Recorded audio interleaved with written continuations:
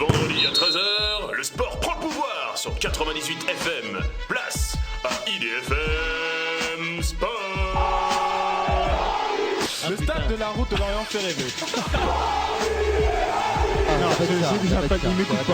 c'est Manu qui a dit ça. But! Oh, le but exceptionnel encore une fois! Pedro Miguel par les mains! Nanterre, un club qui était en dernière division de département il y a quelques années, qui est champion de France. Donc affaire à suivre, tout simplement, affaire à suivre. Allez à nous, celle-là. Les mecs de Paris sont balèzes. Ils sont balèzes, les mecs de Paris. Diamari, je vais couper les micros. Attention. Oui, pour Ribéry qui va arriver devant Casillas. Vas-y mon petit.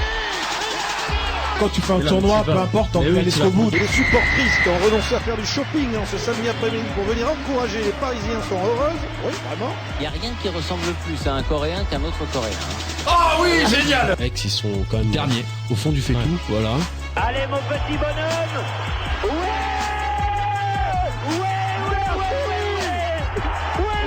mon petit bonhomme, bravo. Et puis comme dirait l'autre, après avoir vécu une saison comme ça, on peut mourir tranquille en tout cas.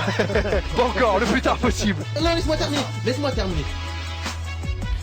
Bonjour à tous les amis, bienvenue sur IDFM Sport, sur les antennes même d'IDFM 98 FM pour une nouvelle journée, une nouvelle semaine de sport que nous allons débriefer, un nouveau week-end de sport sur lequel nous allons vous briefer, bien sûr, vous en avez pris l'habitude comme chaque vendredi, 13h, 14h. Ils sont là, ils sont avec moi, mes chroniqueurs, ma Dream Team, ma grande équipe. Ma Dream Team, faut pas le dire parce que c'est les concurrents qui le disent d'ailleurs. Ma grande équipe, je suis fier d'eux, je suis heureux de les retrouver. Salut à tous les gars, je vais tous vous nommer parce que j'ai préparé, vous savez, chaque semaine une petite dédicace pour chacun d'entre vous. Salut Greg. Salut Manu. Comment ça va ? Ça va, on n'est pas des experts aussi. Et vous n'êtes pas des experts non plus, voilà. Vous êtes des spécialistes. Ouais, en ce moment c'est les mots experts, spécialistes, faut pas trop les dire. Faut pas trop les dire, c'est très connoté. Greg, je vais prendre de tes nouvelles un petit peu parce que sur cette douce musique, ça sent bon tout ça mon cher Greg. Greg Broya qui part sur un super projet. On n'en dit pas plus, mais en novembre, il y a du très lourd qui arrive. Ça va Greg ? On va aller bronzer en novembre. Monsieur Info, de quoi allons-nous parler ? Bien, bah, comme d'hab, du foot, du rugby, du basket. Parce qu'on est bien, on se prépare pour tout à l'heure, la France-Espagne, là on est chaud les amis, on est très très chaud là. Et ça va être... J'espère qu'on va les taper les Espagnols, bon j'en dis pas plus. Voilà. Ça marque, ça transige quand même entre la musique là, tu vois. Ouais, je suis désolé, chaud max et notre petit Greg là qui est très chaud. La rentrée se passe très bien, on est très content pour toi. C'est Eddie sympa, merci. Amari, l'humeur d'Eddie Amari.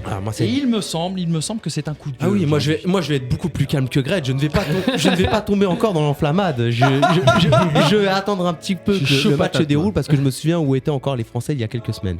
Il y a quelques jours même. Ouais, voilà, tu peux dire à 3 jours. Heureusement que t'es là pour nous ramener sur terre, mon cher. On essaye, c'est pas simple. C'est pas simple. tout le temps simple. Surtout que maintenant j'ai un mec qui bosse à Canal et l'autre qui bosse chez ma chaîne sport.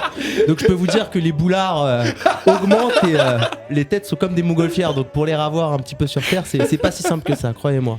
Linden Lutello, bien sûr, vous le connaissez parce que c'est lui la chronique Twitter. C'est lui qui l'a inventé, c'est lui qui nous l'a fait chaque semaine, c'est lui qui nous fait rire à chaque fin d'émission.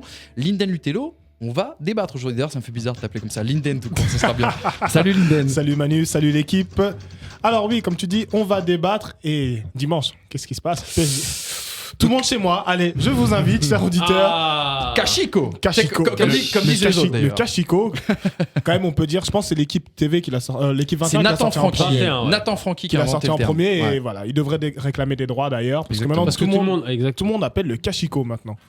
C'est vrai. Donc on va parler de PSG Monaco, les deux prétendants pour le titre de champion de Ligue 1. Donc qu'est-ce que ça va donner ? Et ensuite on va parler de l'équipe de France de basket. Donc va-t-il Chaud max. Je suis au max les gars.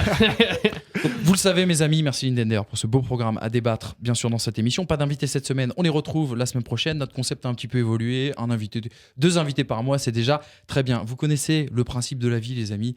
La vie, il faut accueillir des jeunes parfois pour les aider, qui nous apportent toute leur fraîcheur et en même temps qu'ils apprennent un peu le métier. On a quel âge ? On l'a déjà accueilli. D'ailleurs, voilà, c'était juste pour faire ça en fait, c'était juste pour balancer ça. Notre ami Valentin Paris est avec nous. Salut Valentin. Salut à tous, salut Manu. Les infos en Ile-de-France pour toi. Ouais, les infos en Ile-de-France avec des beaux matchs en national et puis du hand, du rugby, ça a repris la semaine dernière et puis un petit peu de CFA aussi. Voilà, le programme est donné. En tout cas, oui, Linden. Je propose pour la semaine prochaine qu'on invente une Corée comme avec Neymar. Pour chaque fois qu'on va accueillir Valentin, on fait une petite Corée. Ça serait pas mal. D'ailleurs, juste pour savoir, est-ce que dans ton JT, il y a du tennis de table cette semaine? Non, il n'y a pas de tennis de table. Mais non, c'est plus la période, il pleut dehors. Il pleut dehors, on a rangé les barbecues.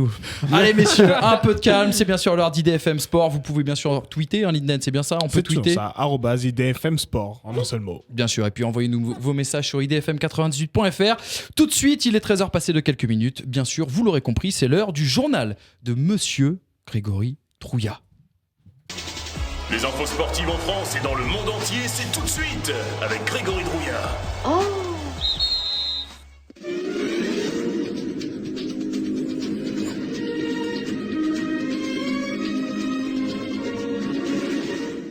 Et mon cher Greg, on commence bien sûr comme d'habitude par du football. Du football, je vais quand même rappeler les résultats des clubs français en Ligue des Champions. Tu peux. On sait jamais si les gens n'ont pas entendu ou n'ont pas vu encore. Paris s'est imposé 4-1 à l'Olympiakos. Je pense qu'on va en reparler tout à l'heure dans les débats parce que comme on parle de PSG Monaco, je pense qu'on va un petit peu revenir sur le match du PSG ce week-end. Marseille s'est incliné chez lui contre Arsenal 2-1. Marseille, ça va être très très dur en Ligue des Champions. Chaque semaine de Ligue des Champions, donc à chaque journée de Ligue des Champions, je vous donnerai mon top 5 des buts. Ah, génial, ça puisque j'aime. quand même, on a eu 53 buts, messieurs. Ça fait 53 buts, beaucoup. divisé par 16 égale 3,31 buts par match. Magnifique. Surtout le mardi où tous les grands clubs, sauf la Juve, ont été présents. Alors, mon top 5, je sais pas si vous avez vu tous les buts, mais j'espère que vous serez d'accord avec moi. En numéro 5, number 5, j'ai mis Hulk du Zénith Saint-Pétersbourg. Très joli, Très bon. c'est vrai. Bon choix. Numéro 4, Allez. Non, mais faux. Insigné le coup franc de Naples. Fantastique. très beau. C'est-à-dire que les 3 premiers doivent être très Oh là, ouais, intéressants. Moi, je me doute du premier, mais bon. J'ai Numéro peur 3, toi t'as peur pour le premier.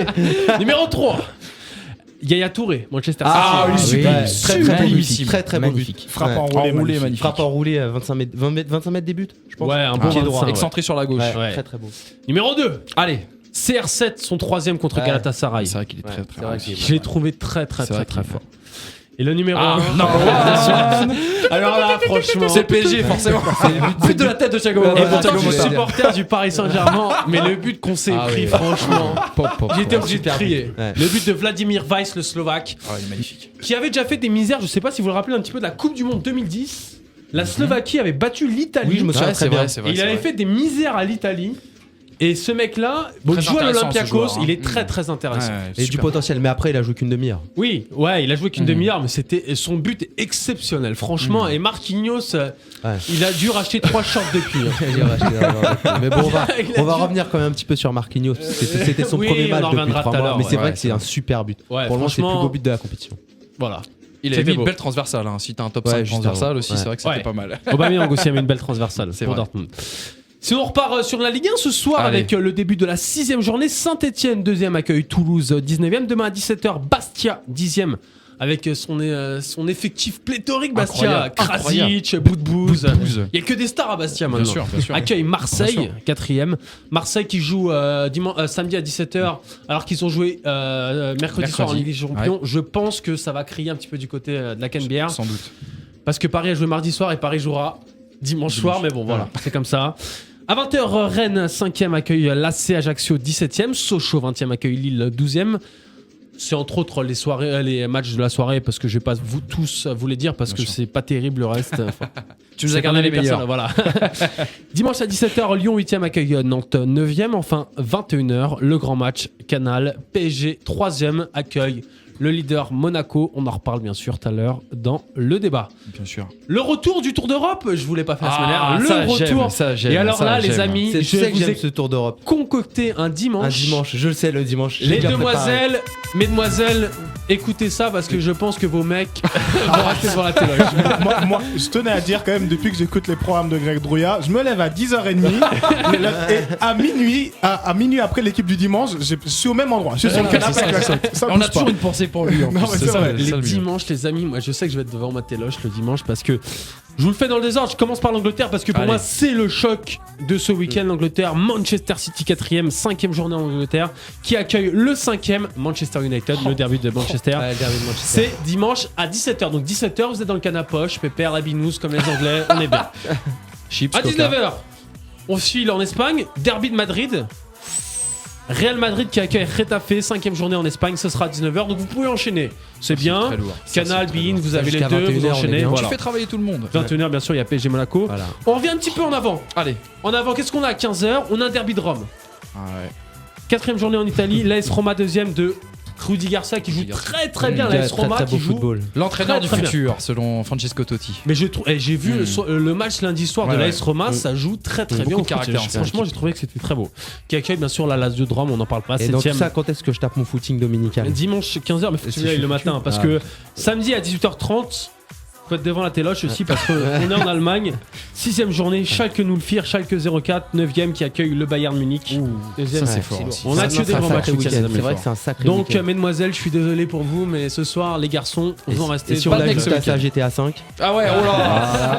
C'est fini là. Ça, j'en parle pas parce que ça fait, ça fait grand débat à la maison. Je tenais à dire à la mère de ma coloc, si je ne mange pas avec vous dimanche, c'est à cause de Greg. Ah, je suis désolé, mais là, faut être devant la. Faut faire l'effort. C'est de la faute de Greg. Faut faire l'effort. On est d'accord. On enchaîne. Oui, on Le va ballon tout de suite ovale. passer avec un peu de rugby, mon cher Greg. Voilà, avec la 7ème journée de Top 14 qui démarre ce soir avec un gros choc. Montpellier qui reçoit Clermont. Demain samedi à 15h, Toulouse reçoit Castres. À 18h30, le Toulon accueille Bayonne. Le Racing Métro accueille l'UBB, l'Union Bordeaux-Bègles. Enfin à 20h45, Oyonnax qui est invincible à domicile, incroyable. Ils ont battu Impressionnant. Clermont, ils ont battu Toulouse. Ouais, voilà. On peut Qui pas faire accueille mieux. le Stade Français, j'espère que.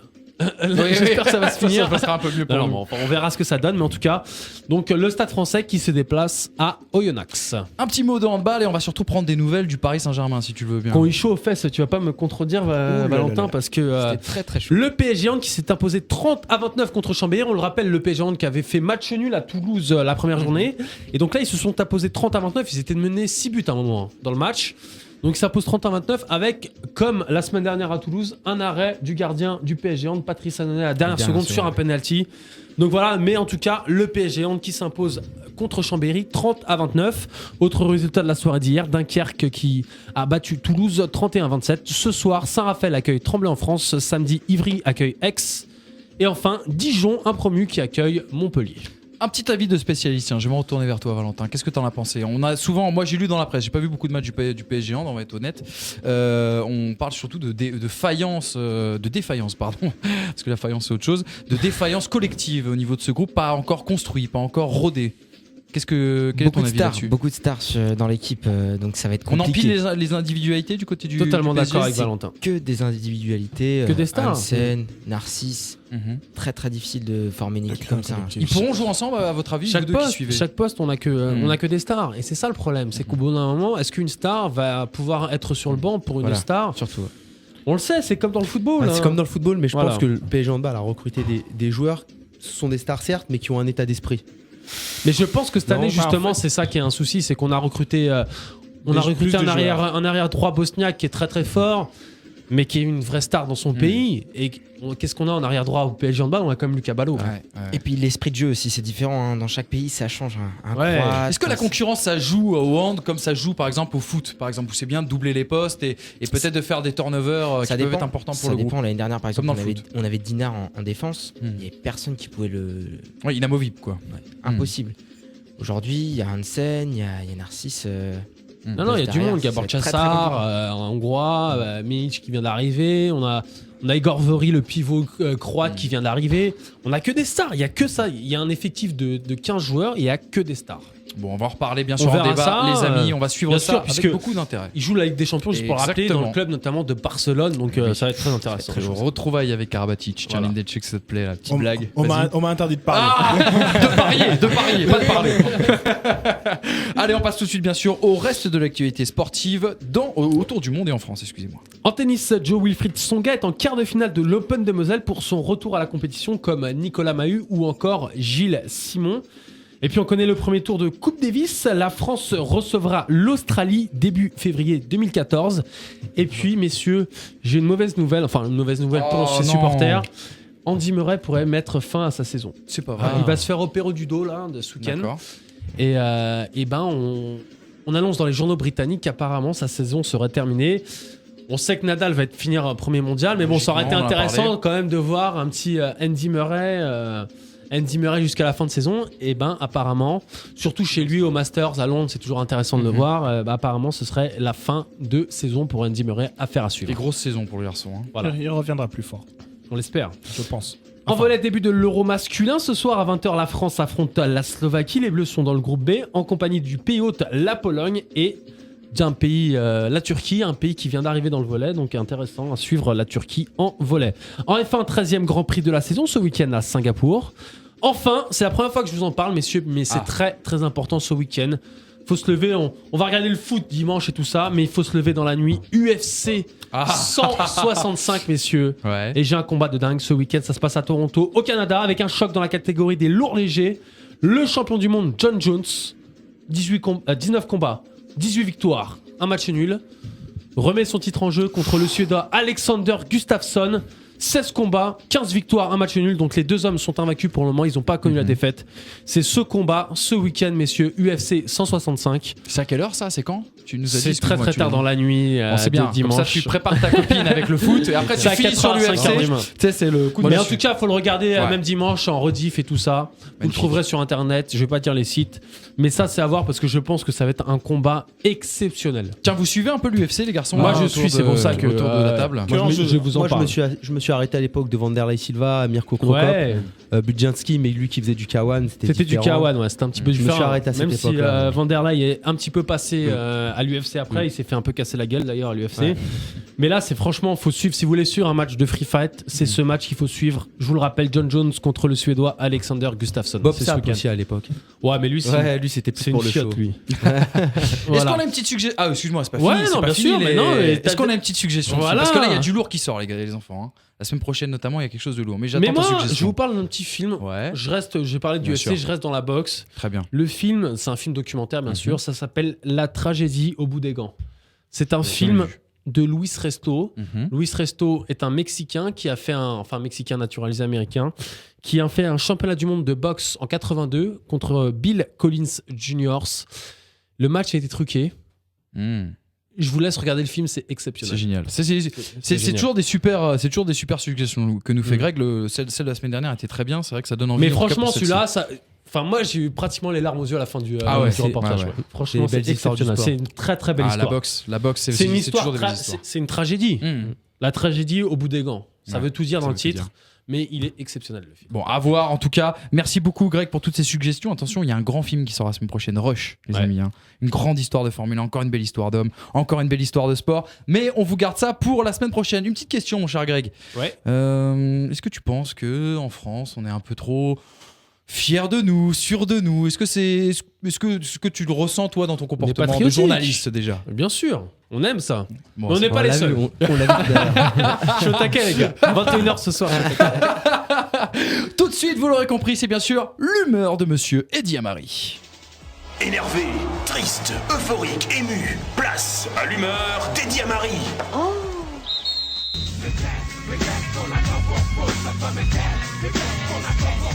Et oui, mais qu'est-ce qu'on attend pour foutre le feu comme le disait NTM? Apparemment, nombreux sont les journalistes comme Greg qui écoutent cette musique en boucle en arrivant dans la rédaction Je suis d'accord avec toi. tous les matins. Car cette semaine, entre l'équipe de France de basket annoncée future championne d'Europe alors que personne donnait cher de sa peau il y a encore quelques heures, et Marquinhos, le défenseur du PSG qui est bon pour la poubelle après seulement un match, nos journalistes sportifs nous ont prouvé une nouvelle fois qu'ils aimaient s'enflammer. Alors, d'où nous vient cette tendance à l'enflammade? Peut-être de nos racines latines, qui nous ont formatés à romancer les événements, mais elles ne peuvent pas être la principale cause, vu que dans d'autres pays latins ne sont pas atteints par ce mal. Alors pourquoi? Voyez-vous, quand on tire un bilan du sport français et de son investissement depuis des années, on peut se rendre compte que l'on vit dans un pays qui, à l'échelle du sport mondial, ne représente pas grand-chose. D'un point de vue de nos vitrines ne sont pas pleines de trophées et certaines de nos défaites sont plus marquantes que nos victoires. Comme par exemple le cas Raymond Poulidor, qu'on adore tous en France, ou les souvenirs qu'on a tous de France-Allemagne, France RFA 82, ou encore la douloureuse histoire entre le 15 de France de rugby et la Coupe du Monde. Au final, peut-être que toute cette frustration due à nos défaites ont déréglé la grille de lecture de nos amis journalistes, qui ont désormais que des semblants de victoire pour s'enflammer. Hein. Un de nos attaquants marque un beau but, il faut le sélectionner chez les Bleus. Une athlète réussit un bon championnat d'Europe, elle sera championne olympique au JO. Et au final, à force de vouloir gagner, on a oublié comment gagner. La politique du court terme dans le sport a mis fin à des carrières et à des générations d'athlètes dans notre pays. Combien de grands espoirs du rugby, du football ou de l'athlétisme ont vu leur carrière ne jamais décoller alors qu'on les avait élevés au statut de star après une belle prestation. Alors, s'il vous plaît, reconcentrons-nous. Remettons-nous à notre place, prenons notre temps et stoppons de faire croire aux Français qu'on a une culture de la gagne alors qu'on n'a pas gagné grand-chose. C'est pourquoi, Manu, j'aimerais finir cette chronique sur la déclaration de Tony Parker après son match contre la Slovénie. Tony Parker, seul homme qui, par son palmarès, son vécu dans le sport français, peut se permettre de tirer des bilans, donner des leçons et définir des objectifs. On va jouer en demi-finale. Après, c'est clair que c'est une grosse victoire. Hein. Je ne veux pas dire que c'est pas une grosse victoire. C'est une grosse victoire en Slovénie. Il faut le faire quand même. Mais après, je pense que nous, notre équipe, on a d'autres objectifs. Et donc, nous, on veut une médaille. Donc, pour l'instant, on n'a pas de médaille. Mais c'est clair que c'est une grosse victoire. Hein. C'est une grosse victoire dans l'histoire du basket français, gagner en Slovénie. Voilà, c'était pour marquer cette superbe chronique de Monsieur Eddy Amari. Et je vais me retourner vers vous, messieurs. Vous avez tous compris de quoi il s'agissait. D'ailleurs, je te rejoins assez. Et c'est souvent d'ailleurs pas un leitmotiv, mais quelque chose qui revient souvent dans tes avis. Et c'est assez juste. C'est vrai que moi-même, je te posais la question tout à l'heure, Greg, parce que c'est vrai que moi-même, je trouve que je m'enflamme, alors qu'on est journaliste. Hein. Mais c'est notre rôle, je m'enflamme. C'est notre rôle. On doit vendre le sport, mais à un moment donné, il faut être aussi honnête avec ce qu'on doit vendre. Je suis pas d'accord. En tant que Français, par exemple, le match de ce soir, bien évidemment, on est tous enflammés, on pense tous au match de ce soir. Là, on va passer une après-midi, on va parler du match toute l'après-midi. Mais moi, c'est surtout dans le sens où, quelquefois, nos émotions troublent un petit peu notre vision objective des choses. On monte certains joueurs pour 2 crochets parce que tout de suite, on s'enflamme. On recherche des repères, on recherche des victoires, on a envie de gagner tout de suite. Alors que non, ça ne se passe pas comme ça. Il faut prendre du temps. Il faut toujours être objectif et se dire et se souvenir d'où on vient surtout. Et surtout, pour revenir sur ce que tu disais, Eddy, et sur ce que tu viens de dire là, c'est que généralement, tu dis que c'est ce genre de comportement qui fait du mal au sport français. Bien sûr. Et est-ce que c'est une vision que vous partagez ? Tiens, Greg. Je suis de l'autre côté, donc je peux pas partager cette vision-là, dans la mesure où, pour moi, le journaliste n'est pas là pour former le sportif. Le journaliste est là pour relater les événements sportifs. Donc quand un journaliste dit que Marquinhos ne vaut pas sa co au bout d'un match, il relate les faits sportifs. Moi, ça c'est une ânerie, je suis d'accord avec toi. Moi c'était surtout ça, Greg. Parce qu'on l'a entendu cette semaine. Moi j'ai vécu de l'intérieur une très très grosse phase, c'est après le France-Serbie, on parle de basket, tout à l'heure on a parlé dans ta chronique. Après le France-Serbie où les Français ont été pitoyables, on a eu sur le plateau de Canal Grégor Beugnot qui a mis une leçon. C'est un coach de l'Asvel, le nouveau coach du Paris Basket. Exactement, le nouveau coach de Paris-Levallois. Il a mis une leçon, mais on s'était cru au conseil de classe. Il a vraiment engueulé dans deux colos qui étaient dans l'oreillette. C'était son rôle parce qu'il avait la légitimité. Après, le journaliste, c'est là où il faut qu'il fasse justement la part des choses entre le fait que ce soit justement un journaliste et donc qu'il n'a pas forcément la légitimité sportive pour parler aux sportifs et pour relater les faits. Mais après, son métier, c'est justement de dire ce qui se passe. Et le métier du journaliste, c'est de ressentir. C'est un ressenti. Sur ça, je suis tout à fait d'accord avec toi. Je pars souvent du principe où on a tous un avis sur la politique sans avoir été président. Bien sûr. On a tous un avis sur François Hollande, comme on avait tous un avis sur Sarkozy, sans avoir occupé ces places-là. Moi, surtout, ce qui me gêne, c'est par exemple, là, on va reprendre le cas de l'équipe de France de basket. Après sa victoire face aux Slovènes, on a vraiment entendu et on a lu que ça y est, les Espagnols en demi-finale, il leur manquait des joueurs majeurs, donc nous on était directement en finale, alors qu'il y a encore 3 jours et on était en train de remettre en cause après ça, le niveau de l'équipe de France. C'est surtout ça. Après un journaliste, bien évidemment, c'est son métier, il est là pour être objectif, pour critiquer, parce qu'il y a de bonnes critiques, il y a de mauvaises critiques. Il est là pour donner son ressenti. Mais après, s'enflammer et oublier les critiques d'hier juste pour un match, non. Ouais, mais excusez-moi, est-ce qu'il n'y a pas aussi un côté où il y a on va pas se mentir, il y a une grande concurrence aujourd'hui dans les médias sportifs qui sont très nombreux. Et aussi, quelque part, on essaye bien de vendre sa soupe. Bien évidemment. Moi, je me rappelle de l'époque, tu te rappelles à Orange Sport, par exemple, il y avait la Bundesliga. La Bundesliga, on te la vendait à tir à l'arigot. C'était même en interne dans la rédaction. Bien tu sûr. vois. Bon, c'est un très bon championnat, on est d'accord. Tu vois. Je dis pas l'inverse. À l'époque, mais si tu veux, c'est moins bon. Mais... Voilà, mais quand une chaîne de télévision met plus de 300 millions d'euros pour acheter les droits de la Ligue 1, vous pensez qu'ils vont vous dire que le niveau est extrêmement bas? Pareil, c'est Canal qui a l'euro. On est d'accord. Enfin, sans vouloir déclarer. Basket, bien sûr. Oui, c'est Canal-Calero. Ils vont pas te dire non, je pense que la France n'ira pas en finale ou ne peut pas aller au bout. Donc la plupart des journalistes sont des commerciaux. Après, c'est ça. Il y a ce côté-là. Il y a ce côté-là. Il y a de la légitimité ou pas. Et c'est ça. Il y a certains. Maintenant, on va dire que Pierre Ménès a de la légitimité. Je sais pas pourquoi, mais c'est un fait. Maintenant, quand Pierre Ménès dit que Marquinhos est nul, tout le monde va croire que Marquinhos est nul. Voilà. Alors ça, mais ça, c'est la culture. N'est pas un ancien sportif, n'est pas quelqu'un justement. Enfin, moi, je considère que c'est une personne qui n'a pas la légitimité, pour dire lui il est nul, lui il est rien, parce qu'il a jamais tapé dans un ballon. De toute façon, dans le rôle de journaliste que l'on a, sur ça, je suis pas vraiment d'accord avec toi. Pour moi, je suis d'accord. Parce que, par exemple, tu peux tomber sur quelqu'un qui dit François Hollande est bon, François Hollande est nul. Sauf que la différence, c'est comme toi, Greg, quand tu vas dans un restaurant, que tu manges quelque chose, tu peux dire ta viande elle est dégueulasse, alors que t'as jamais été. Tu dois juger quelque chose que tu connais, que tu as vu. Et je vais te dire une chose. Le cas Marquinhos, t'as tous les journalistes dans tous les plateaux télé avant qu'il joue qui avaient dit je n'ai jamais vu jouer ce garçon-là. Et c'est la vérité. Je connais pas un journaliste qui avait vu jouer Marquinhos avant de le découvrir mardi soir. C'est là où ton métier de journaliste est un peu. Mais où je suis pas d'accord, c'est que je pense que pour avoir une légitimité, il faut avoir pratiqué un sport. Ça, c'est ma conviction personnelle. Je sais, mais dis pas que j'ai à raison. quel niveau entre nous là, on est tous sur la table. Personne n'a été footballeur professionnel. Pourtant, chaque semaine, on est là et on critique entre guillemets des footballeurs. Est-ce que Greg Coupet est meilleur analyste que voilà. Mais le problème, c'est que je suis d'accord avec toi. Est-ce que Greg Coupet est meilleur analyste que nous? Une analyse juste, c'est-à-dire sans les pressions à droite à gauche des copains de machin et tout. Je ne le pense pas. Mais en tout cas, il aura plus de légitimité que nous. C'est vrai. Ça, c'est vrai. Parce que lui, il a un vécu sportif. Mais auprès du grand public. Auprès du grand public, parce que c'est un nom, par exemple, Zinedine Zidane, qui a été un joueur exceptionnel. Voilà. Les analyses de Zinedine Zidane, quand il parle foot, il n'y a rien, il y a rien à tirer. Bien sûr. Il y a rien à tirer. Pourtant, ça a été un joueur fabuleux. Mais quand Zidane dit quelque chose, on l'écoute. Il peut vous revendre. Il aura plus de légitimité un joueur que Reynald Pedros ou Eric Carrière, qui ont des très bonnes analyses footballistiques. Et c'est dommage. Mais qui n'ont pas eu la même carrière que Zizou. Messieurs, on va clore là-dessus. Est-ce que vous êtes d'accord si je vous dis que le journaliste doit avoir un petit peu plus d'indépendance pour mettre tout le monde d'accord là? Essayez de vous réunir tous les deux là. De toute façon, de base, un journaliste doit être. Journaliste sportif, je parle pas du reste. Même dans tous les domaines. Voilà, ils sont réconciliés les enfants. On va bien, on est content ici dans le studio d'IDFM 98 FM. Vous écoutez IDFM Sport. On a un gros projet avec Greg pour. T'inquiète pas. Vegas. Bon, si tu veux. Allez, c'est fini pour l'humeur de Eddy Amari. Tout de suite, je vous propose que l'on passe au premier débat de cette semaine. Et bien sûr, on va parler Kashiko. Et c'est l'heure du premier débat. Vous écoutez IDFM Sport sur 98 FM. Le Kashiko, je sais pas s'il faut l'appeler comme ça. Moi, ça me plaît pas trop. J'aime pas du tout. Quelque part, on reprend les expressions des autres. On va dire le Paris Saint-Germain qui accueille Monaco. C'est pas notre devise de reprendre. C'est PSG-ASM. Voilà, PSG-ASM, tout à fait. Ça sera à l'ancienne, voilà, tranquille, Chabani etc. Londa, Pierre Fanfan. Alors pourquoi le Kashiko? Parce que Monaco, c'est l'équipe qui a le plus investi en termes de transfert, enfin d'indemnité de transfert cet été. Je crois qu'ils sont peut-être passés en dessous du Real Madrid avec le transfert de Bale, non? Je sais pas, à vérifier. Bien sûr, Donc ils sont deuxième, le PSG troisième en Europe, bien sûr. Le grand débat, le grand sujet qu'on va se poser aujourd'hui, mes amis, c'est est-ce que quelque part on n'est pas à un tournant de la saison? Non, on va pas se poser cette question-là. Mais est-ce que le titre peut échapper en tout cas à l'une de ces deux équipes? Moi, je pense qu'il est beaucoup trop.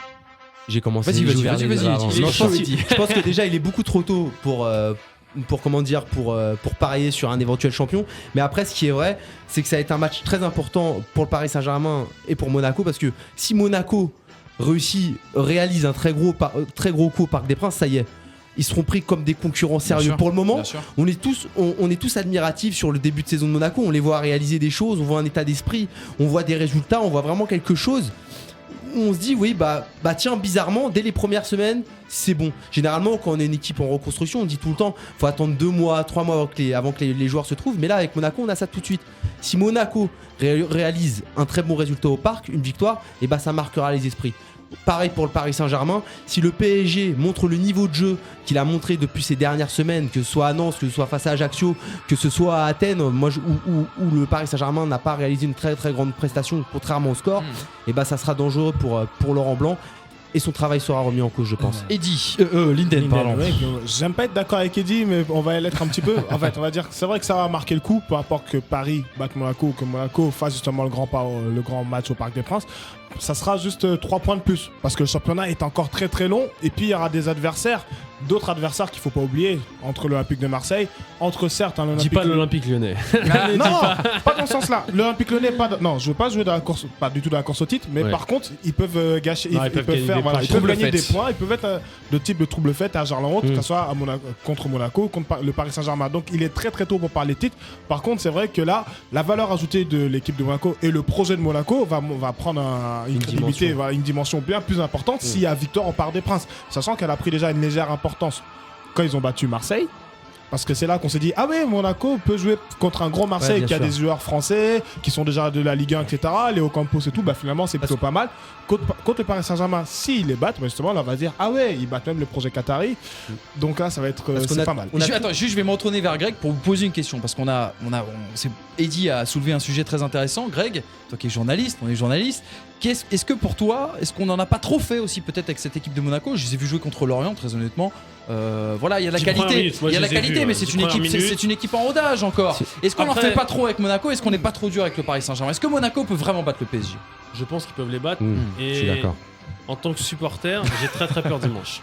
On en a pas fait trop parce que ce qu'il faut rappeler quand même, le match contre Lorient, Falcao il revenait de, c'était un peu le club de Cavani, il vient d'Amérique. Si tu veux prendre Toulouse, non mais la différence que tu vois à Monaco, par exemple à Monaco, quand tu regardes les matchs en entier à Monaco, même moi je me suis dit je vais tout regarder parce que Monaco c'est pas mal. Les jeux sur les côtés ça bouge, ça fait longtemps qu'on n'a pas vu des gens. Un quart d'heure c'est très fort. Mais moi ça fait longtemps qu'on n'a pas vu, excuse-moi, des gens comme sur plusieurs matchs comme Ferreira Carrasco et Ocampos qui s'occupent aussi bien des côtés. On dirait que c'est une équipe qui joue dans le championnat étranger, donc ça fait plaisir de les voir. Donc forcément aujourd'hui. Parce que c'est un Belge, c'est pour ça. Non, même pas, parce que pour moi, je pense que sur son côté, il aura du mal face au hasard, etc. qui sont en train de se battre. C'est un très très bon mais joueur. pour dire voilà, c'est les deux. Mais moi, c'est plus Ocampos qui m'impressionne par rapport à l'autre Belge. Mais c'est vrai que voilà. On ne les a pas surestimés parce qu'ils sont en train. Voilà, Rames Rodriguez est sur le banc et puis cette équipe elle est quand même interchangeable. On voit qu'Obadi a trouvé sa place. Quand Toulalan sort parce qu'il est blessé, on voit Kondogbia après un match, il arrive, on voit pas la différence, il perd pas de ballon. Donc cette équipe n'est pour moi en tout cas pas surestimée. Mais même moi, je dirais même qu'on n'en a pas fait assez. Déjà cet été, Falcao, moi je trouve ça fabuleux de pouvoir récupérer un joueur comme Falcao. Et Falcao a mis un petit peu d'ombre à un autre excellent joueur, même très grand joueur à Monaco, c'est Moutinho. Quel joueur, mais vraiment quel joueur. C'est lui la pièce maîtresse. Le match que Moutinho a fait à Marseille, surtout la deuxième mi-temps, c'était un super match. La passe qu'il fait à Rivière. C'est un match de haut standing vraiment. Et faut l'avouer, on a tous trouvé le projet de Monaco un petit peu farfelu, qu'on se partit chercher Abidal. Ils étaient vraiment sur. C'est plus sur la durée. Est-ce que les Russes vont rester sur la durée comme les Qataris restent sur la durée à PSG? Le discours est différent. Le discours est différent, la stratégie est différente, mais on a tous trouvé ça farfelu parce que tous les joueurs étaient cités à Monaco. Mendes, l'agent de joueur, est arrivé avec son catalogue. Il a revendu tous ses joueurs. On a tous trouvé ça farfelu. C'est pour ça que moi je trouve qu'on n'en a pas fait assez dans le sens. Monaco est arrivé dès son premier match à Bordeaux avec une équipe sérieuse, une équipe rodée, une équipe rodée, une équipe huilée. C'est le bord de l'équipe. Non. Souvenez-vous Bordeaux, trophée des champions face au PSG. Exactement. Je suis d'accord avec Eddy. Justement, t'as vu la défense centrale, tu voulais le match, les gars. Paris était pas très bon, mais quand même une équipe, un Paris pas très bon, ça reste quand même le Paris Saint-Germain de ses stars. Enfin, à un moment, quand t'as des stars, quand t'as Zlatan sur le terrain, à un moment, un Paris moins bon. Quand tu fais une bonne prestation contre un bon ou un mauvais Paris, c'est quand même que à un moment, t'as un niveau un petit peu au-dessus de ce que tu peux donner d'habitude. C'est vrai que maintenant Bordeaux, il revient à son petit niveau et malheureusement. C'est relégable, les enfants. C'est pas loin de la relégation. Ça va jouer la relégation. Au début de saison, avec la confiance qu'ils ont pris au trophée de champion, c'était très difficile à prendre. Je suis d'accord avec toi. Et même face à Marseille, c'était un match il y a à peine 2 semaines. Marseille était. C'est vrai. Non, mais vraiment, Monaco, je trouve qu'on n'a pas fait assez sur leur jeu et le fait qu'ils soient vraiment huilés. Et même moi, Ranieri, je remettais en cause ses qualités de coach et de tacticien. Et je trouve vraiment qu'il se débrouille bien. Après, c'est vrai, bien évidemment, ça va faire que 4-5 journées. Ce n'est que le début, on ne sait pas ce qui va se passer. Je vous propose qu'on écoute un peu Laurent Blanc, c'est au sortir du match contre l'Olympiakos. Il nous livre un petit peu son analyse sur le jeu, qui vaut en tout cas pour la situation actuelle du Paris Saint-Germain. Et on va parler du duel des coachs, si vous le voulez bien. Donc, les poules, c'est ça, la phase de poule, c'est tous les matchs sont importants. Plus tu approches de la fin, plus ils sont importants. Mais c'est vrai que le début peut conditionner le reste de la phase de poule. Donc débuter à l'extérieur, c'était pas facile. Quoi qu'on en dise, venir à l'Olympiakos, c'est jamais facile. Donc d'avoir fait ce score-là et surtout cette deuxième mi-temps est très encourageant pour la suite. Voilà, satisfait. On était venu vraiment pour imposer notre jeu. On a eu des difficultés en première mi-temps. On a réussi très bien en deuxième mi-temps. Alors, je vais vous poser la question. Je suis désolé, Manu, mais là, je suis. Non mais on a envie de se tirer une balle, c'est vrai, je suis d'accord avec toi. Ranieri, Blanc, c'est le match dans le match, entre guillemets, entre le Paris Saint-Germain et Monaco. En France, je ne sais pas ce qu'il a fait Ranieri pour subir ce traitement-là. En France, on dit que c'est un entraîneur très surcoté, un garçon qui n'a pas l'envergure d'un Ancelotti, d'un Lippi ou quoi que ce soit. Est-ce qu'il y a débat dans ce match entre les deux coachs, très clairement? Il le justifie par rapport au palmarès. C'est-à-dire que souvent, quand on critique Ranieri, on dit mais pourquoi il est au niveau là? Pourquoi Chelsea se bat pour l'avoir? Pourquoi il était où Ranieri? À Valence, Roma, à Valence. Pourquoi tous ces clubs se battent pour l'avoir? Ils l'ont eu.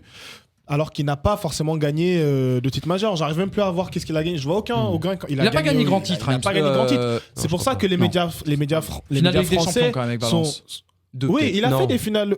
C'est pas lui qui est en finale. Non, c'est pas lui. C'est pas lui. On est en train de chercher et on va l'entraîneur argentin. Promis pour les auditeurs, la semaine prochaine, on revient avec le palmarès de Ranieri. Vas-y. Mais voilà, tout ça pour dire que c'est pour ça que les médias français sont sévères avec lui. Et même, on parlait à un moment du fait qu'il n'était même pas à la hauteur du projet de Monaco. Bien sûr, on dit qu'il est sauté au bout de 2 matchs. Voilà. Et au final, c'est vraiment par rapport au jeu d'équipe qui a été proposé qu'on se dit, Ranieri, là, il est vraiment en fait à la tête. Parce qu'on voit aussi qu'il est à la tête de sa locomotive. Il parle beaucoup à ses joueurs. On voit que ses joueurs viennent beaucoup le voir sur le banc. Alors, on l'entend parce qu'à Monaco, il n'y a pas de bruit. Alors, dès qu'il crie, on l'entend. Donc, on va dire là, Ranieri a l'occasion pour la première fois de se montrer en tant que grand entraîneur. Et bon, j'espère pour lui, en tout cas, qu'il arrivera assez loin. Et puis il fait des choix quand même. C'est ça qui est intéressant, c'est que on parlait de James Rodriguez tout à l'heure, quelqu'un qui a été acheté 25 millions, qui chauffe. Il chauffe sur le banc pour le moment. Il est sur le banc. On voit pas comment. Et quand il rentre, il fait n'importe quoi. On sent qu'il est énervé d'être remplaçant. Et Ranieri, ça change pas, puisque Ferreira, Carrasco et Ocampos sont bons. C'est intouchable. Voilà.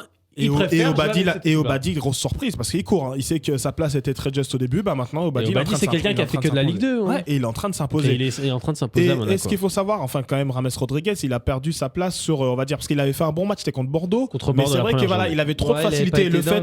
Non, il a fait un bon match, mais il a joué trop facile. C'est-à-dire qu'à un moment, même quand il bouffait 2-3 joueurs, il disait, bon, je vais faire la passe comme ça. Et c'est là que Ranieri l'a sanctionné par la suite. Et c'est là qu'on voit que le caractère de Ranieri, il faut montrer que la Ligue 1, même si c'est pas le championnat de préférence, il faut la jouer sérieusement. Le palmarès, vous posiez la question les garçons, en effet il a fait qu'une demi-finale, pas une finale, et le plus grand titre qu'il ait gagné, il y a une coupe d'Italie et une super coupe UEFA. C'est pour ça. Mais AS Roma, et c'était quelqu'un, Ranieri, qui a mis Totti sur le banc à un moment donné. Exactement. Donc on sait qu'en tant qu'entraîneur, parce que quand t'es à l'AS Roma, pour mettre Totti sur le banc, faut y aller quand même. Se lever. Messieurs, un petit pronostic, un petit tour de table. Tiens, Valentin, qu'est-ce que tu vois comme score et comme genre de match? Allez-y. Moi je pense que déjà la pression sera sur le PSG, pas sur Monaco.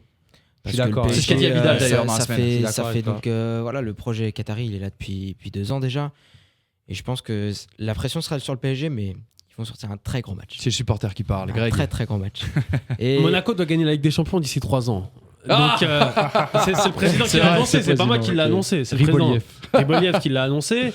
Donc si Monaco veut gagner la Ligue des Champions d'ici 3 ans, il faut qu'il gagne au Parc. Victoire de 1. Je pense que j'ai très très peur. Je pense que Monaco va gagner au Parc. Donc 2 avis pour Monaco. Non. Toi, Val, t'avais dit victoire du PSG. Victoire de Monaco pour Greg. Eddy. Moi, je sais pas du tout. Ça dépend vraiment de la composition de Laurent Blanc. Non, mais la superstition. Il faut revenir parce que ça dépend beaucoup de la compo. Ça dépend beaucoup de la compo de Laurent Blanc. À savoir s'il va conserver ce 4-3-3 ou il va repasser en 4-4-2 ou en 4-2-3. Ça dépend énormément de la compo de Laurent Blanc. Tant que j'aurais pas vu la compo, je ne me prononcerai pas sur. Je vous propose qu'on prenne 2 minutes justement pour en parler un peu de la compo de Laurent Blanc, mais je veux avoir l'avis de Linden. Putain, excusez-moi. C'est la vie. C'est la vie. Linden, ton avis sur le match? Je pense que c'est un match que Monaco va énormément dominer, mais je pronostique 1-0 but de Cavani. Ouais. Dans le sens Paris Saint-Germain. Moi, je pense que le PSG va l'emporter. Ils vont beaucoup subir, mais ça va jouer sur la force de ces individualités qui sont bon. Il y a Falco de l'autre côté, mais quand même, on va dire qu'ils ont quand même un plus gros collectif malgré qu'ils l'ont pas montré. Et sur ce genre de match, il peut se montrer décisif à 1-0 malgré qu'ils vont subir énormément. On a 2 minutes, les amis. On en profite très rapidement. Je voulais vous parler de la formation très rapide. Est-ce qu'on va revoir le 4-3-3 de Laurent Blanc? Est-ce que, ce milieu à 3, très clairement, ce milieu à 3, et surtout faire jouer Cavani sur le côté, on l'a dit. Lucas, bon, voilà. Il joue comme ça, il perd. Il joue comme ça, il perd parce que Monaco, ça joue sur les côtés. Il joue comme ça, il perd dimanche. Non, mais moi, dans le son que tu as passé, la Manu, tout à l'heure, il y a quelque chose vraiment qui m'a alarmé. C'est Laurent Blanc dit: je trouve qu'en deuxième période, on a eu du fond de jeu. Non. Donc, les 3 buts du Paris Saint-Germain ont été marqués sur coup de pied arrêté. Bien sûr. Et ce 4-3-3, vraiment, je le sens pas du tout. Et ce résultat de 4-1 à Athènes. C'est l'arbre qui cache la forêt. Pour moi, c'est l'arbre qui cache la forêt. J'ai vraiment peur que ce résultat, suite à ce résultat, on s'enflamme et qu'on ne pointe pas du doigt les insuffisances tactiques du Paris Saint-Germain pendant ce match-là, parce que c'était du grand n'importe quoi. Avec un Matuidi qui était le joueur le moins technique dans les trois, entre Thiago Motta et Verratti, qui jouait très haut. Et pareil, à Nantes, on avait ce 4-3-3, le même 4-3-3. À la place de Verratti, on avait Pastore, et c'était Matuidi qui suivait tout le temps Zlatan et pas Pastore. Laurent Blanc agit avec le Paris Saint-Germain comme un coach de Ligue 1, comme un coach français, à savoir faire jouer un Moussa Sissoko numéro 10, faire jouer un Kondogbia numéro 10. Non, il y a des relayeurs et il y a des joueurs qui créent le jeu. Pastore joue devant et Matuidi joue derrière. C'est aussi simple. Gus Hiddink, il est chaud là, je crois. Greg, il prie tous les soirs, tu sais. Gus, s'il te plaît. Je m'insère tous les soirs avec Gus pour Gus Hiddink. Non, mais après, c'est un avis. On n'a pas la vérité, mais je pense que la composition de Laurent Blanc est très très réductrice. Elle ne met pas en valeur les joueurs du Paris Saint-Germain. Ça, c'est sûr. Que ce soit au niveau de Cavani, on a mis 64 millions sur un numéro 9. Et il joue à gauche. Ce mec-là est un numéro 9. Vous avez vu le temps qu'il passe à défendre Cavani?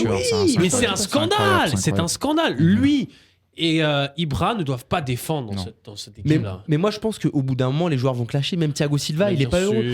Tiens, une info, je sais pas si vous avez vu, Lavezzi, donc a appris qu'il était remplaçant 1 heure avant le coup d'envoi. Lavezzi n'est pas allé s'échauffer. Je sais pas si vous avez suivi ça. Il a fait rentrer à la mi-temps. Je pense que Lavezzi, ça y sera titulaire dimanche. Il faut. Honnêtement, il faut. De toute façon, on va pas se cacher. Dimanche, on sait comment ça va être. Ça va être le 4-3-3, le 4-3-3 même en français. Avec Cavani à gauche ou à droite, Lavezzi à gauche ou à droite et Ibra devant. On le sait, on va pas se leurrer. Et on aura le 3 milieux avec Pastore, on sait qu'il va être sur le banc. On la connaît, la composition. On la connaît. On peut revenir sur le cas Jalais. Oui. Il est passé où? Mais ça, je pense que c'est un travail de journaliste, ça, par contre. Ouais. Je pense que c'est les journalistes qui ont eu un gros paquet sur Jalais, et Jalais... oui, après, regarde, tu prends la saison dernière de Jalais, je suis désolé, il est coupable sur le but face à l'Espagne, il est coupable sur le but face au Barça, même si c'est... Non, je suis d'accord avec toi, je suis d'accord avec toi, Van der Ven n'est pas au-dessus. Van der Ven n'est pas au-dessus, ça c'est une certitude. Mais après, je suis d'accord avec toi, Jalais, je l'ai pas trouvé énorme, mais Van der Ven n'est pas... Le truc, c'est que Van der Ven n'a pas fait de conneries, Jalais a fait un très mauvais début de saison, il a fait jouer Van der Ven. Pour moi, il n'y a pas de... Ouais, bien sûr. Même tactiquement, quelquefois il laisse son couloir. C'est compliqué. Gus Hiddink. Vous entendez qui s'énerve derrière moi là? Naïma, calme-toi. Voilà, il savait. 1 point pour Linden, carton vert mon ami. C'est fini bien sûr pour ce premier débat. Je vous propose qu'on fasse une petite pause. Il n'y a pas de pub sur IDFM bien sûr. Ça c'est l'avantage, c'est la promesse d'IDFM Sport. On passe tout de suite au journal de l'Île-de-France avec Valentin Paris. Les informations sportives dans votre région, c'est tout de suite sur IDFM Sport 98 FM. Oh!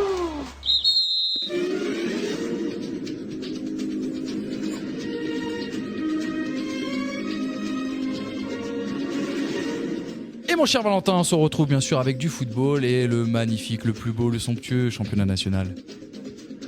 Salut. Ah, excuse-moi, vas-y, c'est un bouton.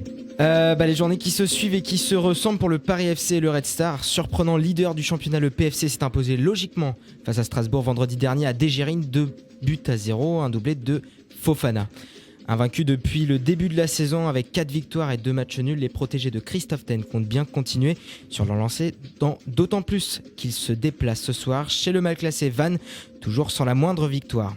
Et si le PFC est à la fête cet été, c'est tout le contraire du Red Star, défait la semaine dernière à l'Uznac 1-0, avant-dernier avec seulement 3 petits points. Les Franciliens seront dans l'obligation de réagir ce soir. Dans le stade Bauer, ils seront opposés à une équipe d'Amiens, elle aussi en difficulté. Les coéquipiers de Samuel Allegro n'auront pas le choix et devront s'imposer histoire de regagner un peu la confiance. Et puis Amiens qui a perdu son coach, Francis de Tadeo, ancien grand formateur du feu FC Metz, qui s'est fait débarquer. Laurent Fournier aussi est sur... Il est sur la sellette, je peux dire, il est pas loin. Et une petite stat, Laurent Fournier, il a perdu, donc il n'a pas gagné pendant 6 matchs, là, les 6 premiers matchs avec le Red Star. Ça fait 14 matchs que le garçon n'a pas gagné, parce qu'il n'avait pas gagné depuis je sais pas combien de matchs avec le RC Strasbourg. C'est fort, très fort. Et puis donc l'entente s'annonce grâce à nouveau la CFA les amis. Là je pense qu'on peut applaudir par rapport au résultat de la semaine dernière. Énorme, 2-0. Le promu valdoisien n'a laissé aucune chance à la réserve du PSG la semaine dernière en s'imposant 2-0. Demain l'équipe de Vincent Bordeaux se déplace à Mantes dans les Yvelines. On peut dire, hein, on est qu'au début de saison, mais on espère que l'Entente va continuer comme ça. Hein. Ils sont leaders, mais avec un match en plus par rapport à d'autres équipes. Nantes, attention, hein, c'est chaud, hein, c'est ghetto là-bas. Hein. Alors le stade, là, pour y aller, non, je peux t'es accueilli. Hein, t'es accueilli comme il faut. Ça y est. Il y a des choses qu'il ne faut pas dire. Donc nous ne sommes pas du tout dans le Val d'Oise. Non, mais ce que je veux dire par là, c'est que c'est comme quand tu vas à Foriani, quoi. C'est t'es accueilli. T'es accueilli dans les vestiaires. Rappelons-nous que t'es d'origine corse. Voilà, c'est ça. Et j'habite à Mantes-la-Jolie, bien sûr. Excuse-moi, Valentin. Pas de souci. À noter que l'Entente affrontera Sainte-Geneviève, équipe de CFA2, lors du 4e tour de Coupe de France le 28 septembre prochain. Ça a Manu rien à dire sur Sainte-Geneviève, non? Non, ça va. Je connais une meuf. Pardon. Ça va, mais on va pas en parler. On passe au rugby et correction au stade des Fauvettes. Ils attendaient avec impatience ce match d'ouverture de Fédéral 2, mais la marche était beaucoup trop haute. Le PUC n'a fait qu'une bouchée du stade d'Aumontois, 20-42, en empochant aussi le bonus offensif. Les Valdoisiens n'ont pas fait long feu face aux grands favoris de la poule. Les Daumontois devront relever la tête dès dimanche à Beaune, qui a aussi perdu sur le fil face à Gennevilliers, 13-14. J'y étais au match de Daumont, c'est surtout physiquement que le PUC a fait très très mal aux Daumontois. Même physiquement, quand tu vois les joueurs sur le terrain, gabarit, tu vois très clairement que... Ça avait strictement rien à voir. Ça avait strictement rien à voir. Duane Guillaume, il a mis un essai un peu Non, il a passé son temps à courir. Et il y a eu de la casse côté Daumontois. Beaucoup de blessés. Bon, une grosse pensée à eux alors. On va faire juste un petit mot de handball masculin dans le Val d'Oise. 2 équipes vont lutter cette année pour accéder à la Pro D2 cette saison. Donc l'AS Saint-Olomone et Saint-Gratien. Donc demain, Saint-Olomone accueille Cherbourg dans le gymnase Armand Lecomte, alors que Saint-Gratien devra batailler dans son gymnase Michel Hidalgo face à Asnières. Donc on peut leur souhaiter bonne chance. Bien sûr. Et puis juste un petit mot, des nouvelles de Adrien Manarino. Ah, le chouchou. Donc, explique-nous d'ailleurs pourquoi on parle de Manarino dans le journal de l'Île-de-France. C'est le seul Valdoisien sur le circuit ATP. Professionnel, bien sûr. 62e mondial. Qui est né à 61e. 61e. Oh là là, il va se passer quelque chose dans cette émission. Il va se passer quelque chose. Il est né où? Il est né à Soisy-sous-Montmorency, je crois. Bien. Le successeur, mes amis, il est là dans ce studio. On l'a trouvé. Donc c'était le seul Français engagé cette semaine à Saint-Pétersbourg, mais Adrien Manarino s'est fait éclater par le Russe Evgeny Donskoy. C'est ça, c'est bien prononcé. 6-1, 6-4. Ouais. Voilà, donc on espère le revoir très rapidement. C'est un petit bon Evgeny Donskoy. On parlait de Murray tout à l'heure, il avait pris un set à Murray à Miami. C'est un mec qui va monter. Ça, c'est de la stat. C'est pour ça que j'aime bosser avec Greg. Là, c'est le moment de l'émission. Tu vois, là, je sens que 2 esprits se sont rencontrés. D'ailleurs, tiens, t'as mérité ta petite musique. Pour toi aussi bientôt, Val. Tu vois, si tu suis l'exemple du master, voilà ce qui va se passer. Toi aussi, tu finiras à Tahiti. À avec l'étiquette Canal+. Tranquille, petit resto sur la plage. 8 €. Normal. Merci beaucoup, Valentin, pour ce super journal. Et puis juste revenir quand même, dire que le Red Star Amiens, ce sera sur ma chaîne sport ce soir. Et qu'il faut suivre. Ah ouais, le mag. Le mag, quand même. Le mag lundi soir, 20h10. C'est un très très bon mag. Franchement, si vous pouvez éviter de regarder le match, ça m'arrange. Parce que comme ça, on récupère le contrat derrière, mais après si vous êtes intéressé par le match, faut regarder le match, c'est très très bien. Moi j'ai passé un très bon moment. Entre 10 et 15 minutes, c'est très très bien. Il y a des trucs marrants là cette semaine. Très très marrant. Ça va être c'est sympa en tout cas. Lundi 20h10. 20h15 voilà. Mais par contre le match, vous oubliez, c'était mieux avant. Exact. Je suis tout à fait d'accord. Exactement. Merci les gars. C'est beaucoup mieux avant même. Merci. Plus d'1 million de vues. Qu'est-ce qu'on pourra faire? 2 millions, t'es malade ou quoi? 2 millions de vues, c'était beaucoup mieux avant. Merci beaucoup Valentin. Tiens, est-ce que tu suis le basket? Je sais que t'es un féru de sport là. Il y a eu, tu m'as bluffé vraiment. Tu mérites un diplôme parce que ça c'était pire. Tu trouveras jamais un entretien d'embauche plus difficile que celui qui vient de te faire passer, Greg. Est-ce que tu suis un peu le basket? Ouais, je suis un peu le basket. Tu penses qu'on peut y aller à l'Euro? On peut le gagner surtout parce qu'on y est déjà. Le gagner, je pense. Enfin, me prononcer sur la victoire de l'équipe de France comme ça, je sais pas, mais. Ah, tu te mouilles pas. Attention parce qu'il se mouille. Le master se mouille. Mais je suis chaud, moi les gars. 21h ce soir. On en a discuté avec Greg tout à l'heure et c'est vrai que si on met à la faute Gasol, ça peut passer. Il a tout dit. Voilà. Bonne soirée, merci à tous. Bonne journée d'ailleurs. Allez, tout de suite, on passe au débat, bien sûr. Le deuxième débat, un débat spécial basket. Toujours plus de sport, toujours plus de débats sur IDFM Sport 98 FM. Ah, qu'est-ce que j'aime cette petite musique. C'est beau, c'est qu'il va y avoir un peu de sang, un peu de sueur dans ce très beau studio d'IDFM 98 FM, IDFM Sport 13h-14h. Comme chaque vendredi, la question, vous l'avez comprise puisque je l'ai posée juste avant Valentin, est-ce que la France peut aller au bout dans cet Euro? Eddy. Est-ce que la France peut aller au bout dans cet Euro? Pour le moment, je ne sais pas. Pour le moment, je ne sais pas. Non, mais je pense que réponse dimanche. Si la France affiche le même état de jeu, le même jeu et le même état d'esprit que face aux Slovènes, oui, ils pourront aller en finale.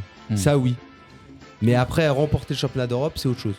Est-ce que je vais te donner la parole, Linden, tout de suite. Mais est-ce que si la France bat ce soir l'Espagne, est-ce qu'on peut dire que la France a déjà, un titre européen qui va se rapprocher petit à petit? Non, parce que la France a rarement joué avec le statut de favori dans ses grands rendez-vous. Non, et puis la Lituanie qui est dans l'autre demi-finale, qui a battu la France en poule et qui va affronter la Croatie dans l'autre demi-finale. Ce sera à 17h45 à suivre sur Sport Plus, les amis. Voilà, donc la Lituanie est très très forte. On peut pas dire que la France, si elle bat l'Espagne, elle va gagner. Ça, c'est pas. Alors, est-ce qu'on a une chance? Est-ce qu'on a une chance de battre l'Espagne? Valentin nous disait, si on fait des fautes sur Gasol, normalement si on met Gasol même à la faute, il y a peut-être une possibilité. Est-ce que c'est la seule façon d'y arriver, Linden? Moi je dis que l'équipe de France va déjà s'en prendre à elle-même. En fait, c'est au niveau de la mentalité. C'est-à-dire qu'aujourd'hui, le système qui a été fait, enfin dans le championnat de basket, c'est que même au deuxième tour, il y a un deuxième tour avec des poules comme une Ligue des Champions à l'ancienne, ce qui fait qu'on peut se permettre de perdre des matchs.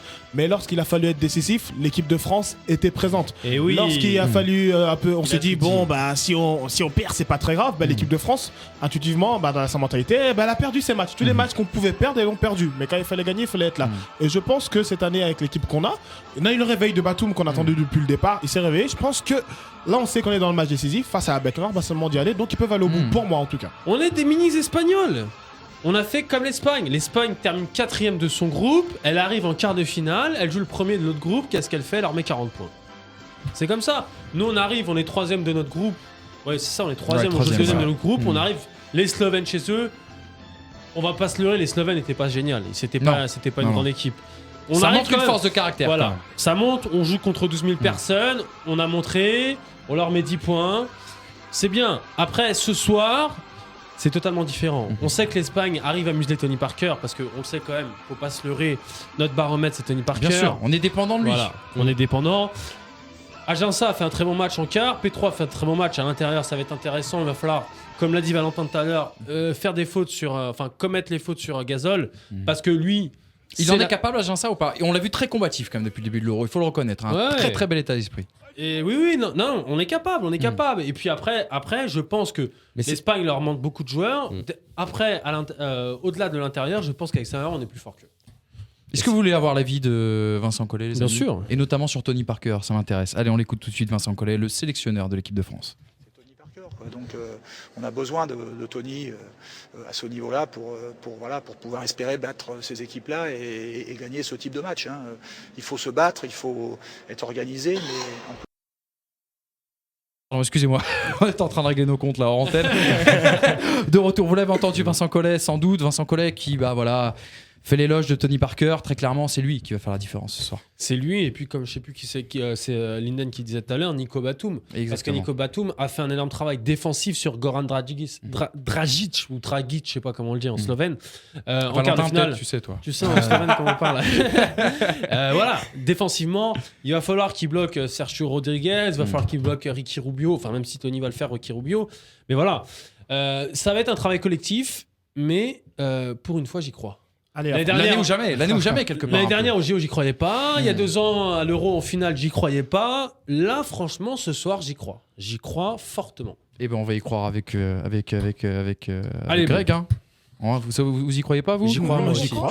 Oui. Mince, je voulais faire un petit jingle mais en fait ça n'a pas marché. Parce que je vais rendre hommage. Vous reconnaissez qui c'est ça? Mauvaise réponse. Vous en avez parlé tout à l'heure. Juste le maillon faible, moi pas plus. Je sais pas. Non, ça veut dire rien. Je connais le son mais je trouve. Pyramide. Non, regarde. Non, c'est moi. Ah mais oui, c'est toi tout à l'heure, ouais. Enfin, c'est toi avec le maillot de Marseille, ouais. Voilà, c'était juste la petite boutade parce que bien sûr, on va retrouver monsieur. C'est un Olympien. Oui, c'est un Olympien. Voilà, pas n'importe lequel, mais c'est un Olympien. Tout de suite, on va retrouver bien sûr monsieur Linden Lutello. Vous voyez la musique qui emplit ce studio pour le retrouver. Linden Lutello, le Lyonnais. Non, c'est un Marseillais et il est tout de suite avec nous pour la semaine Twitter des sportifs. sportif imite le plus grand des twittos, c'est toute la planète Buzz qui s'affole. Place à la semaine Twitter de Lindel Nutello. Non. Voilà, excusez-moi, il y a un peu de dissipation dans cette fin d'émission. Mon cher Linden, qu'est-ce qui s'est passé un peu sur le Twitter des sportifs là ? Quelles sont les news que tu as eues là ? Vendredi 13, pendant que Ronaldo tacle Gareth Bale pour l'accueillir, en France on a droit au énième clash entre Aulas et Menez, parti je ne sais plus combien. Daniel Riolo compare leur clash à deux vulgaires vendeurs de chez Auchan, un à la poissonnerie et un à la boucherie, mais finalement interchangeables. Mais surprise, qui a réagi ? Le compte officiel d'Auchan. Non, c'est pas vrai. C'est génial ça. Qui a indiqué ah non, chez nous nos poissonniers et bouchers sont de vrais professionnels qui connaissent donc félicitations à Auchan qui a classé Riolo.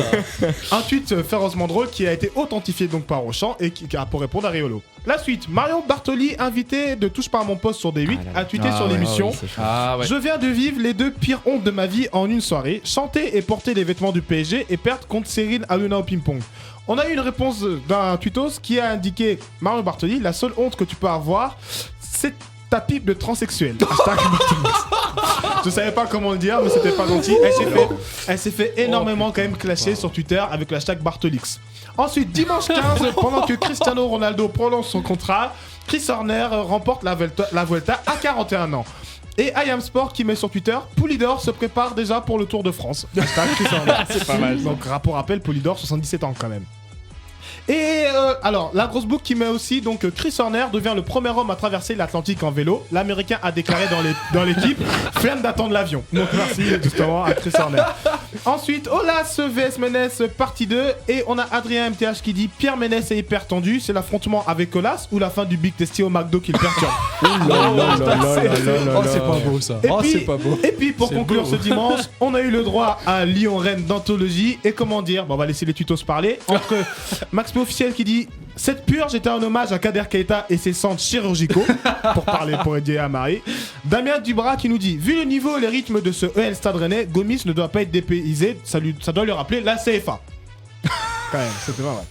Alors, ensuite, est-ce qu'on a encore un petit peu de temps ? Oui, t'as du temps. Alors, lundi 16, pendant que Mani Tuilagi, le rugbyman, fait les oreilles de lapin à Monsieur Cameron, Thiago Silva va appeler son fils Zlatan. Ah et et on a Bledini Walid qui commande et qui dit Thiago Silva va appeler son fils Zlatan. Ça ramasse la savonnette dans les douches à ce que je vois. Bravo PSG. Ça c'est la belle info. Le compte parodique de Lunicolin qui met Thiago Silva qui va appeler son fils Zlatan. Et pourquoi pas Pedretti tant qu'on y est. Ça c'est pas mal. Alors, mardi 17, Marquinhos se prend des petits ponts mais le PSG s'impose en terre grecque pendant que l'OM de Jérémy Morel met les supporters de l'OM dans tous ses états. Et on a Swan Borsellino qui lui dit j'ai le Morel à 0. Petit jeu de mots. Ah oui, j'avais pas compris. Excuse-moi. J'avais pas compris. J'attendais là. Mais heureusement, justement, pour le réveil de troupe et pour réveiller Manu, il y a Lilian Thuram, justement, qui a justement accusé d'avoir frappé Karine Le Marchand. Et qui a eu la Légion d'honneur la même semaine. Exactement. Le même jour même. Et on a Laït de R qui dit alors, au fait, Karine Le Marchand, pouvez-vous nous dire si Lilian Thuram est un bon coup ? Double jeu de mots. Et franchement, pour finir au niveau de Manu, alors on a Calan 42 qui nous parle du match de Bordeaux hier qui a pris quand même 3-0. Mais franchement, à Francfort, Bordeaux joue comme des saucisses. Non, c'est très fort, c'est très fort. Et c'est très vrai. En plus. Pour la chronique Twitter. Monsieur Lindel Nutello sur IDFM Sport. Merci, mon ami. Et Lyon a fait 0-0 hier, bien sûr. Le Bordeaux qui a perdu 3-0. Et une petite précision, Horner a eu un manquement, un contrôle antidopage le lendemain de sa victoire. C'est la faute de l'USADA en fait. D'accord. Bon, affaire à suivre, on en parlera bien sûr, puisque chaque semaine on se retrouve à 13h pour une heure de sport. J'espère qu'on vous a briefé, j'espère qu'on a bien débriefé les choses. Merci Valentin. Merci à toi. Au papa de Valentin, le nouveau, le père spirituel, le père professionnel de Valentin, mon cher Greg Drouillat. Merci à toi Manu. Et puis bien sûr, merci à Eddy et Linden. Merci Manu. J'ai hâte de vous retrouver la semaine prochaine, mes amis. Bonne journée à l'écoute de la meilleure radio de Val d'Oise et de France, bien sûr. IDFM Sport est une émission du groupe Initiative. Retrouvez-nous sur Twitter, Facebook et initiative.com.